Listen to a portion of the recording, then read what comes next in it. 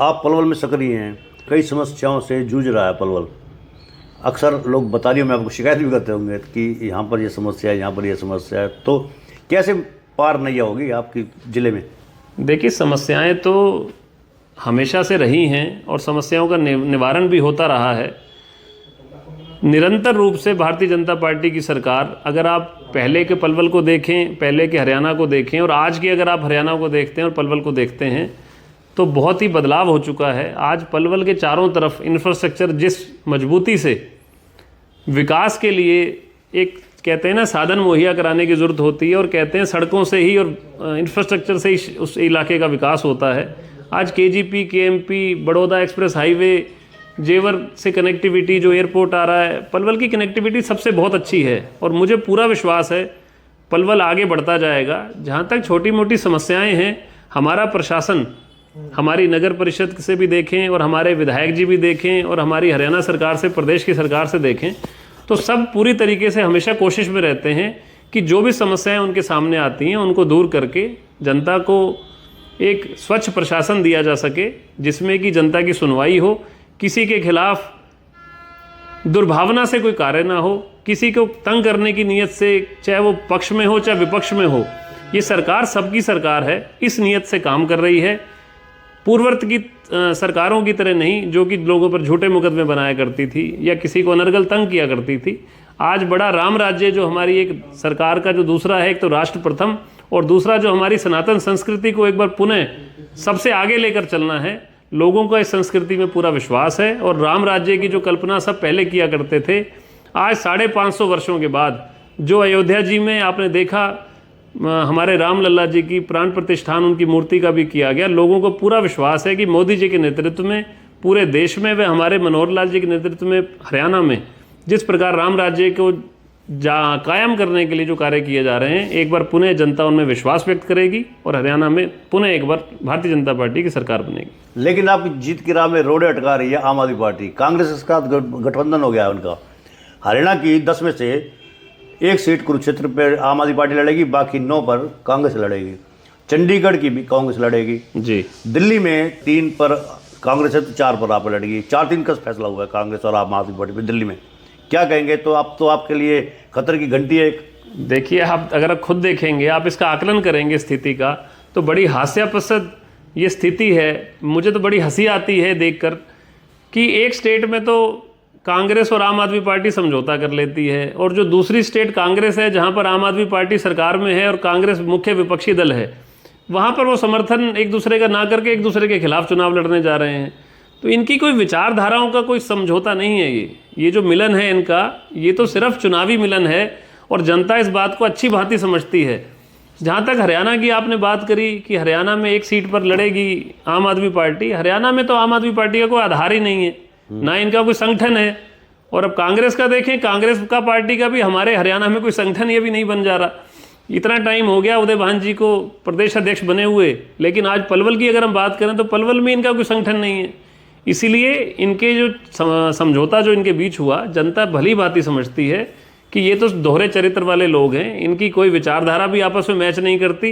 कल तक तो केजरीवाल जी कांग्रेस को पानी पी पी कर गालियाँ दिया करते थे, आज वो चुनाव में ये सोचकर कि मोदी जी का जो रथ है वो आगे बढ़ता जा रहा है, इसलिए दुर्भावना से समझौता किया कि शायद हम मोदी जी के रथ को रोक पाएँ।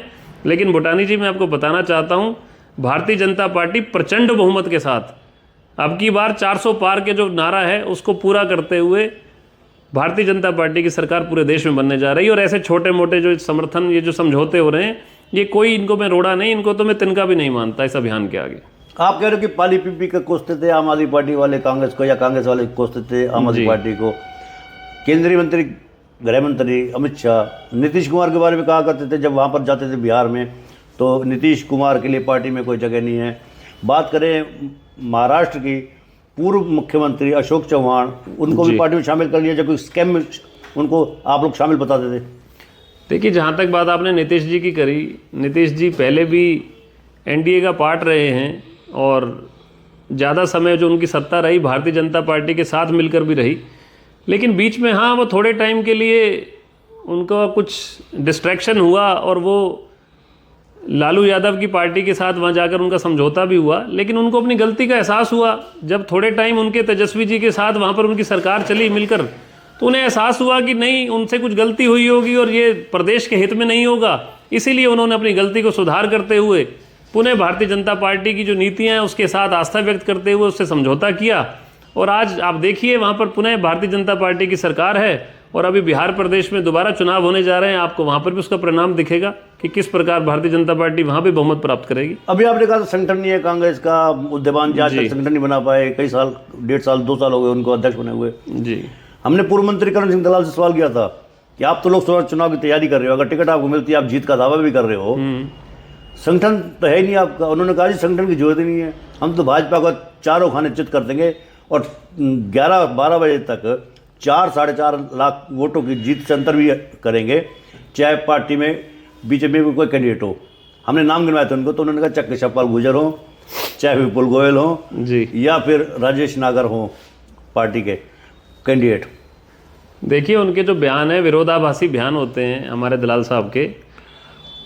कभी तो वो कहते हैं कि यहाँ पर इनके जो पन्ना प्रमुख हैं वो पन्ना प्रमुख भाड़े के हैं, कभी वो कहते हैं कि इनका संगठन भारतीय जनता पार्टी का जो है, जो यहाँ पर काम कर रहे हैं जो है वो हमारे साथ आ जाएं, कभी वो कहते हैं कि संगठन की ज़रूरत है, कभी वो कहते हैं संगठन की ज़रूरत नहीं है, कभी उनके बयानों में ये आता है कि हम बहुत जल्दी अपना संगठन बनाने जा रहे हैं, हमारा संगठन बना पड़ा है, और अब आपके माध्यम से मुझे सुनने को मिल रहा है कि वो कह रहे हैं कि संगठन की ज़रूरत ही नहीं है।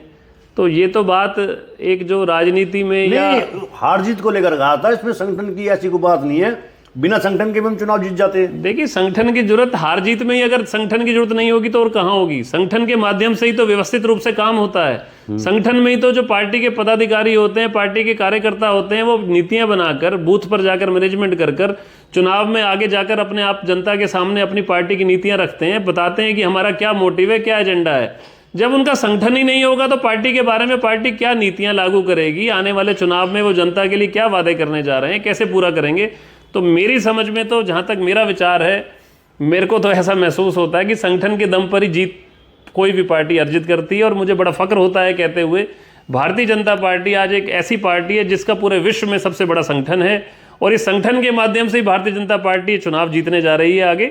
और जहाँ तक दलाल साहब कह रहे हैं कि वो संगठन के बिना जीत लेंगे और भाजपा को चारों खाने चित करेंगे, तो वो तो जनता के हाथ में, जनता अभी बता देगी, कुछ ज़्यादा दूर नहीं है, 2024 ही चल रहा है और 2-3 महीने में चुनाव संपन्न भी हो जाएंगे। उसके बाद एक बार हम पुनः बात करेंगे। इस बयान की सार्थकता को हम जब परखेंगे कि जनता इस बारे में क्या जवाब देती है कि संगठन की जरूरत है कि नहीं। क्योंकि मेरा ये कहना है कांग्रेस पार्टी बिना संगठन के चुनाव जीतना तो दूर, चुनाव जीतने के बारे में सोच भी नहीं सकती।